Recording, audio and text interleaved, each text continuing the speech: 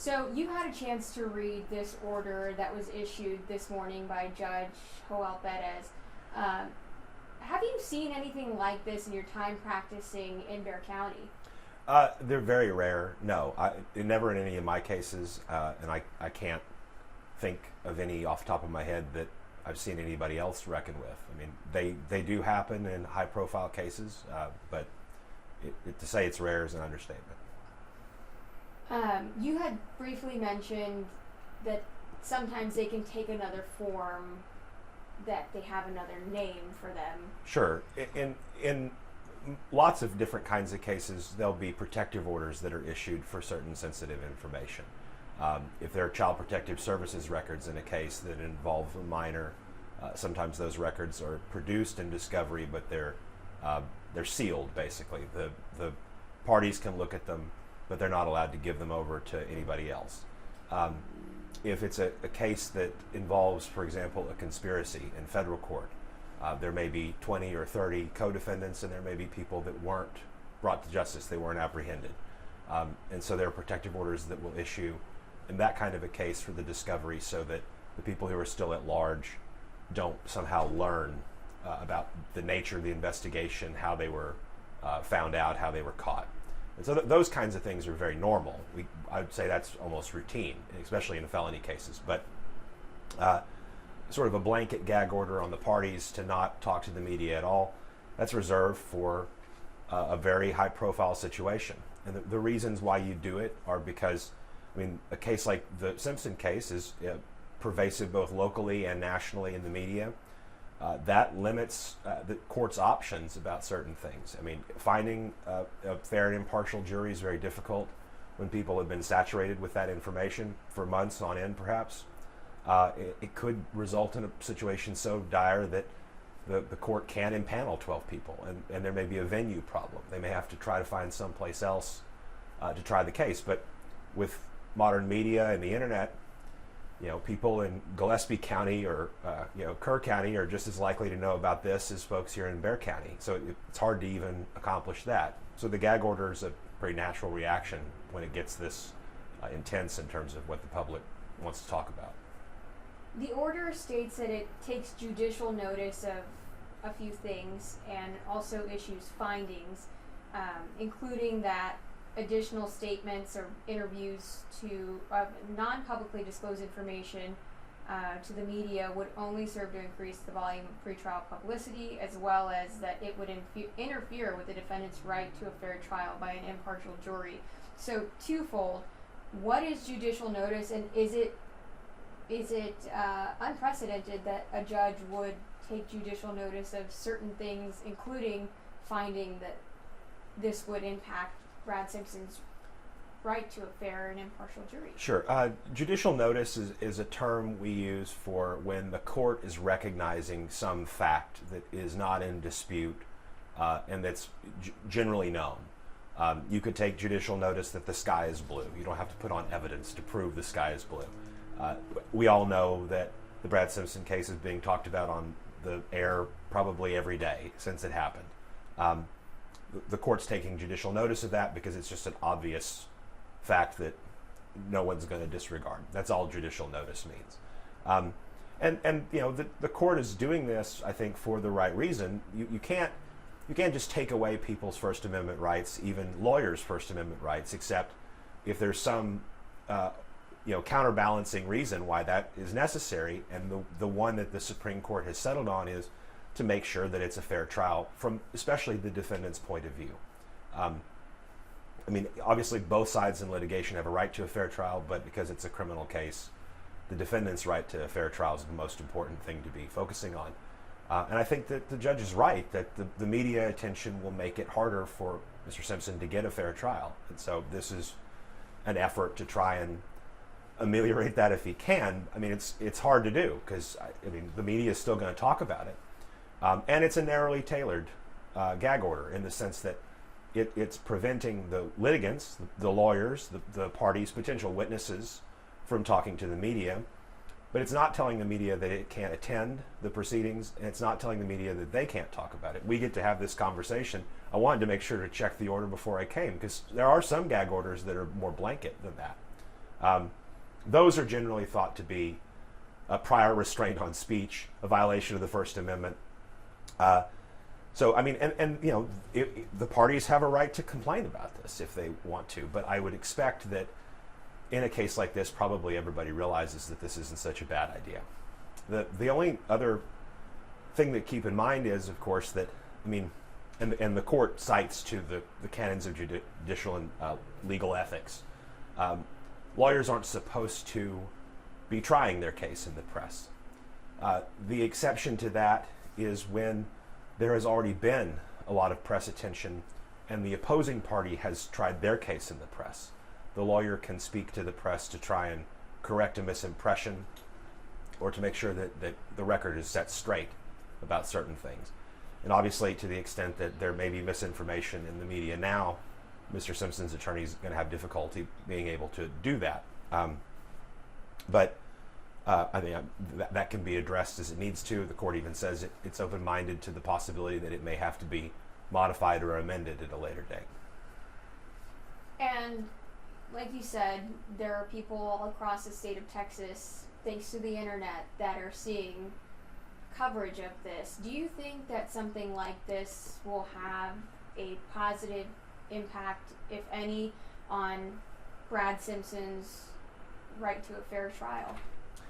Well, I mean, it could. It could protect certain things. I mean, this is a case that involves a lot of different people from law enforcement in different branches of law enforcement and a very large district attorney's office. Information can leak when you have that many hands touching a file, that many people thinking about a case. And information that gets leaked could be harmful to Mr. Simpson's case, and it may not even be fully true.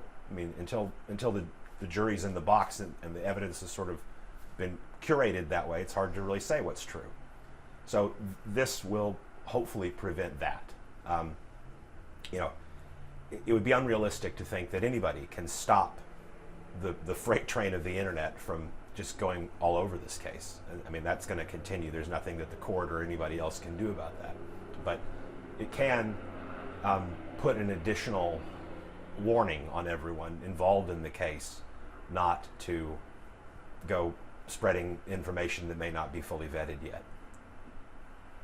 You've had high-profile cases in recent years in which you've obtained, I would say, favorable outcomes for your clients that had considerable press attention leading up to the trial.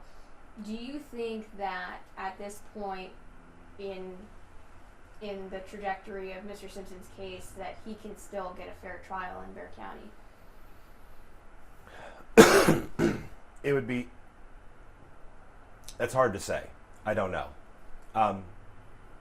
Media attention is generally not a good thing for the justice system. That's not to criticize the media. I mean, it's important. The public has a right to know about these things, and the public has a right to attend trials. We want public trials. But the media has a tendency, even when they're working hard to be accurate, of distorting what actually has happened or what's at stake in the controversy. And that's really hard to overcome. And it does, I think, influence people. And it's a potential way to lose jurors that you would otherwise have a right to have on your jury.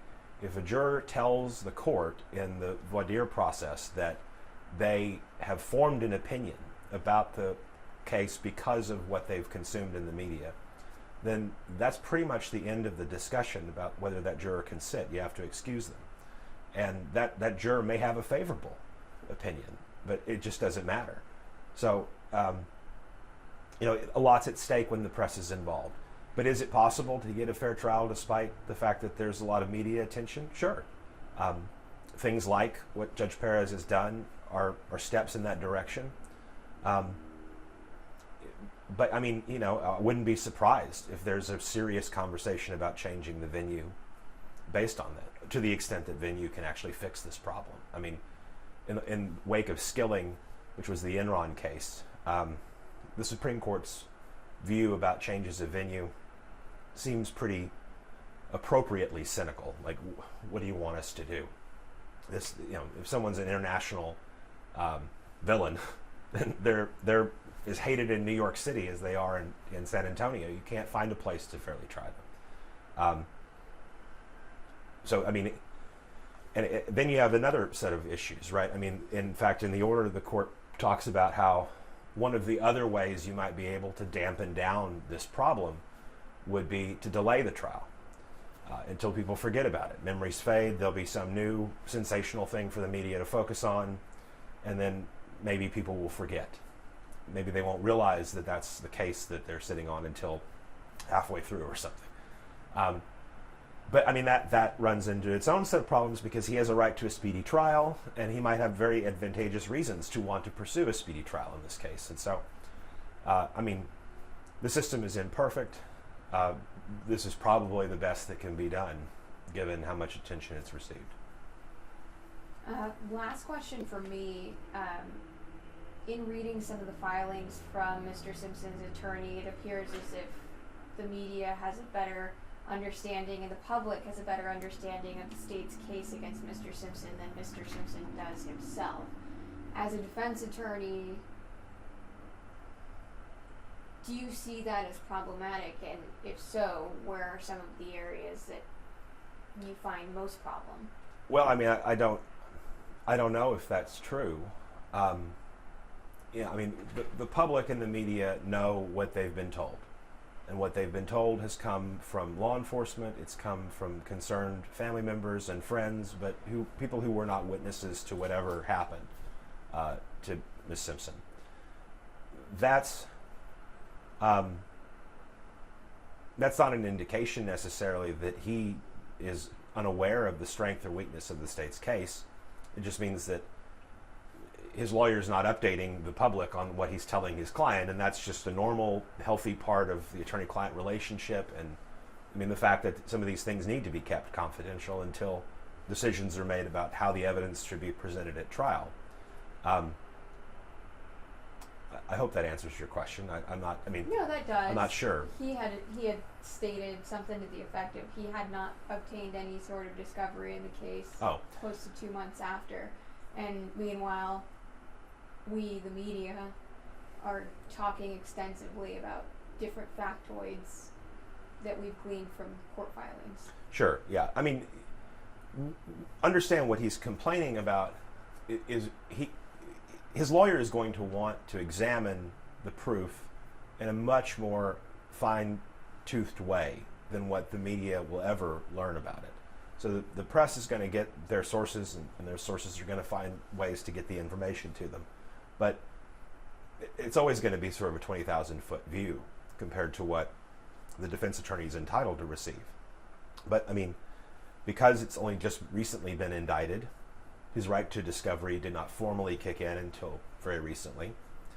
And my guess is, given how many people are involved, it's going to be a mountain of evidence, and it's going to take a very long time for his attorney to go through all of that, digest it for him. I mean, and because he's incarcerated, it's extremely difficult. I mean, the lawyer is going to have to go to the jail and set up an appointment, and maybe if the circumstances are right, they'll give him a room where he isn't behind plexiglass so that he can actually work the computer with his lawyer. But then, I mean, it's hours and hours, probably days of footage and, thousands and thousands of pages of reports. The lawyer's got to sit there with him while that material is consumed. It's a huge undertaking, and it's probably going to take Mr. Simpson a long time to understand exactly what the state's case is.